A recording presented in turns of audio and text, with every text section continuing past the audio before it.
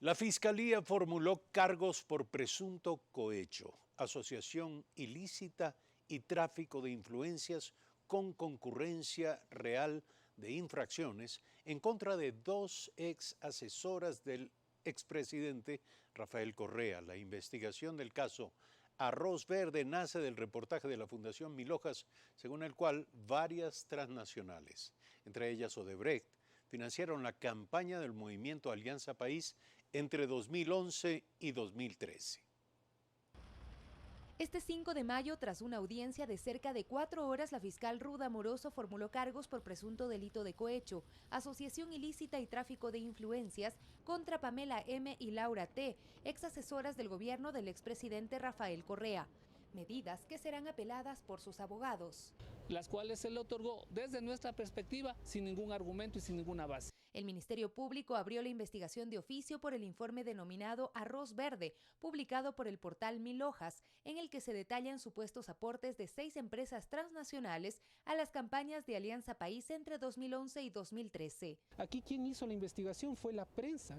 Ellos hicieron la investigación, ellos son los que hicieron la investigación, ellos procesaron y seguramente ellos serán los que enjuiciaron. La aprehensión de Pamela M., quien fue asesora presidencial y posteriormente jueza de la Corte Constitucional, se dio la madrugada del 4 de mayo en el aeropuerto de Guayaquil.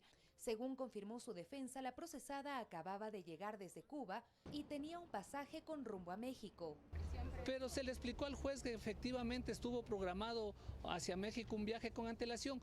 La otra detención, según el parte policial, se dio en La Tacunga, provincia de Cotopaxi. Laura T. también fue trasladada a Quito, donde las dos investigadas rindieron su versión libre, voluntaria y sin juramento antes de ser trasladadas a la unidad de flagrancia. A las diligencias preprocesales se sumaron 7 allanamientos a 2 viviendas y 2 oficinas en el norte de Quito y a un estudio jurídico, una vivienda y una oficina en Guayaquil. Interesante sería preguntar a Fiscalía qué obtuvo de esos allanamientos.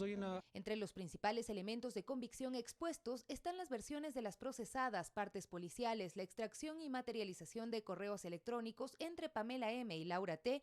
y Gerardo Pereira de Sousa, representantes de Odebrecht en el país, que según la Fiscalía reflejan una relación estrecha entre los tres. Además, movimientos migratorios de Pamela M. desde el 2008 a 2019 a países como Argentina, Francia, India, Estados Unidos, China, Chile, entre otros. Lo que queremos saber es la fuente primaria de esos correos y cómo se obtuvieron esos correos. Porque no solo hay que presentar en este momento anticipo de prueba y en el momento oportuno prueba, sino que hay que presentar prueba legalmente evacuada. La fiscal general Diana Salazar, quien se reunió el viernes pasado con Fernando Villavicencio, uno de los autores de la investigación periodística, estuvo presente en la unidad de flagrancia durante la audiencia.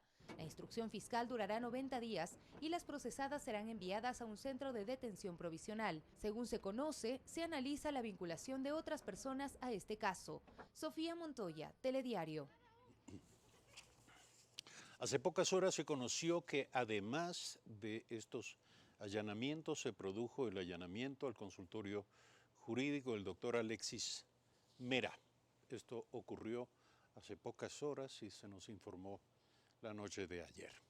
Nuestro invitado en esta mañana, Juan Cubi, flamante miembro de la Comisión Nacional Anticorrupción. Buen día, gracias por estar aquí. Entendemos que usted recién se incorpora a la estructura de la Comisión Nacional Anticorrupción, pero suponemos que lo hace sobre la base de la convicción cierta de que se puede alcanzar claridad, verdad y justicia en casos de corrupción. ¿Qué tan probable es llegar al final de la madeja en este caso, en el caso cuya materia acabamos de abordar en este reportaje? Buen día. Buenos días, Eduardo, gracias por el espacio. A ver, el tema de la corrupción es un tema muy complejo y sobre todo es un bloqueo contra la democracia, porque termina siendo como un acuerdo entre corruptos que perjudica al colectivo, que perjudica la potestad de una sociedad de tomar decisiones. Y por otro lado genera desconfianza en las instituciones. Por ejemplo, el caso de la justicia, no puede haber una sociedad que desconfía del funcionamiento de una administración que se supone que es proba, imparcial, independiente. Se supone. Por eso, entonces, cuando hay corrupción, lo que hace es provocar una demolición de las instituciones, que es muy grave para una sociedad. Yo veo que en este momento hay la posibilidad, luego de la intervención del Consejo de Participación Ciudadana Transitorio, de recomponer en parte esa institucionalidad. Al menos lo estamos viendo con la nueva fiscal, ¿no? Hay que felicitar porque está demostrando agilidad en estas intervenciones en los casos de corrupción. Ahora bien, ¿hasta dónde puede llegar este papel? A mí me parece que es fundamental el papel de la Comisión Nacional Anticorrupción como una pedagogía social. ¿En qué sentido? Demostrar que es posible que desde la sociedad se fiscalice, se controle al poder público. El caso que acabamos de ver es una investigación de un periodista independiente que la presenta a la Fiscalía, y la Fiscalía, al ver que, entiendo, hay indicios o hay elementos como para intervenir, lo hace. Y resulta que está destapando uno más de los tantos casos de corrupción a los que lamentablemente está sometido este país. Ahora, yo le pregunto, ¿qué tan probable es llegar a consecuencias efectivas en esta materia? Usted decía que todo esto socava la confianza pública en los mecanismos de justicia, pero tenemos una justicia que hereda una penetración, una intromisión de los poderes políticos y de las presiones políticas en sus estructuras. ¿Qué clase de justicia tenemos hoy? Sobre todo a nivel de la Corte Nacional de Justicia, bueno, una instancia que no ha podido ser evaluada. Justamente ahí se evidencia el poder que existe detrás de estas formas irregulares de constitución de las instituciones, ¿sí? La Corte Nacional de Justicia lamentablemente no pudo ser ni evaluada, ni reformada o ni rediseñada por el Consejo de Participación Ciudadana. Esperemos que a futuro eso ¿Pero sea cabía posible, que lo ¿no? haga?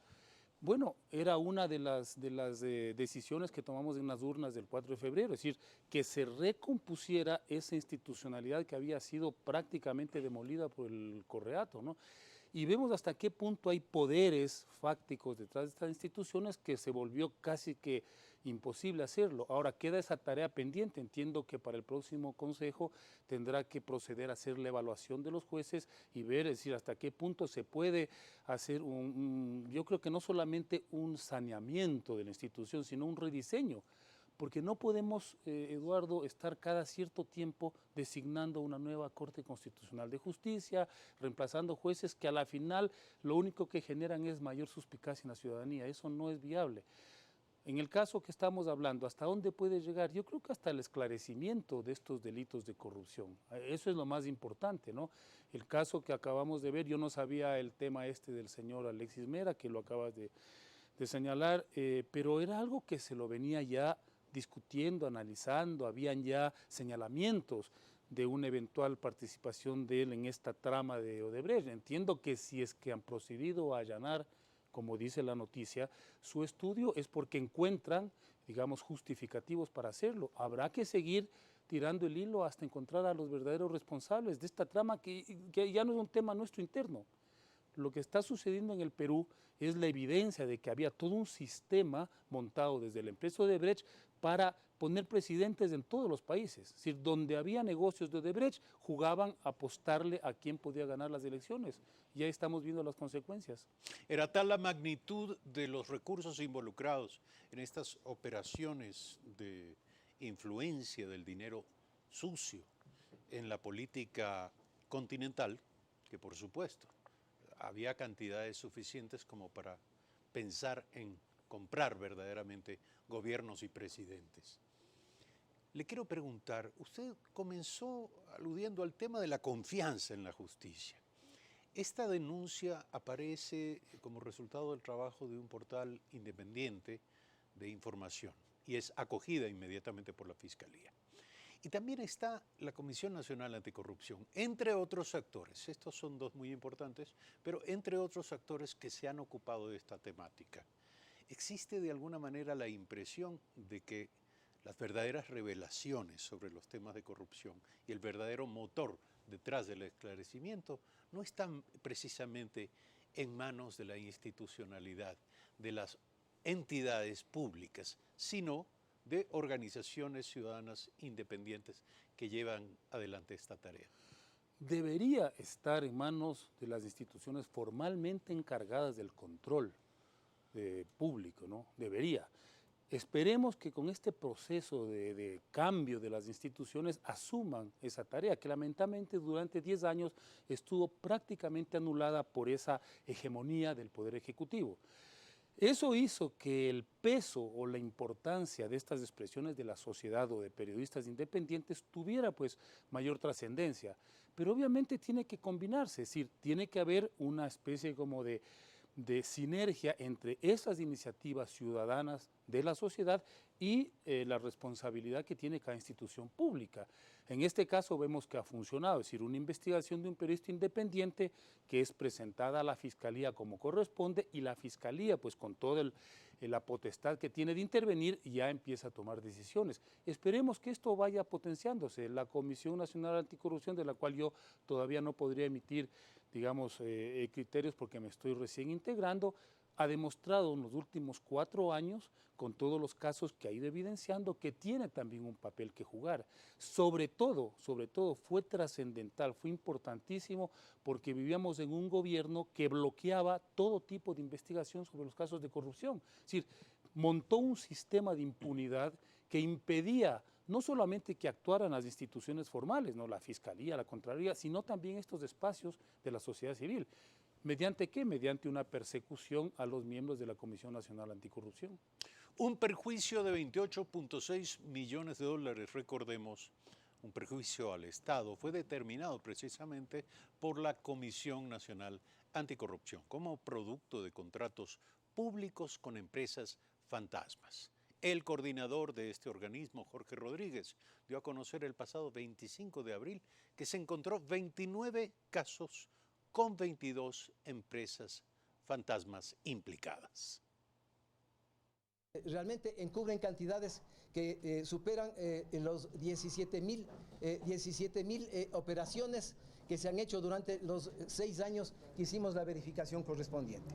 El mayor consumidor de facturas falsas y relación con empresas fantasmas es el Consejo Provincial de Manabí. De ahí vienen varios organismos seccionales especialmente. Tenemos adicionalmente también hospitales, tenemos la policía y tenemos el cuerpo de ingenieros del ejército. O sea, en todos los lugares realmente se generalizó el tema de la compra de facturas para efectos de sacarle plata al Estado. Es evidente que aquí hay responsabilidad no solamente de los auditores, sino también todos los agentes de compras de cada entidad del sector público que realmente ha hecho una retención de fondos del presupuesto del Estado que puede superar los $1.000 millones. Nadie roba ante notario público, se dice, y la estructuración de los casos, el encuentro de las evidencias es resultado de un trabajo ciertamente laborioso, en el que el rol de entidades, de organizaciones ciudadanas que se han autoimpuesto la tarea de luchar contra la corrupción es definitivamente clave. ¿Cuáles son sus expectativas? Ahora que se integra usted a la Comisión Nacional Anticorrupción, ¿qué es lo que usted definiría como un éxito en esta tarea? A ver, en primer lugar, lo que señalaba anteriormente, esta pedagogía ciudadana en el sentido de decirle a las organizaciones sociales, a la gente que tiene que involucrarse en el control de lo público, porque lo público nos pertenece a todo, lo público no es una especie como de coto cerrado del poder formal, de las instituciones, no, lo público nos pertenece a todos los ciudadanos, de manera que si podemos nosotros fiscalizar y controlar a la administración o a los encargados de manejar los fondos públicos, eso es no solamente legítimo, sino es una necesidad imperiosa de lograr la transparencia. En ese sentido, pues, para mí realmente es un desafío poder reforzar el trabajo de la Comisión. La Comisión lleva ya 4 años, ha demostrado con creces la importancia de sus intervenciones, lo acaba de señalar con este caso que lo ha señalado Jorge Rodríguez. Lo que vamos nosotros, los nuevos integrantes, a reemplazar a aquellos que tuvieron ya que dejar la comisión por algunos aspectos, del doctor Trujillo, el doctor Merlo, Darwin Seraquí, es decir, esos, María Arboleda, son personas que tuvieron que salir por ciertas condiciones que están establecidas en los estatutos.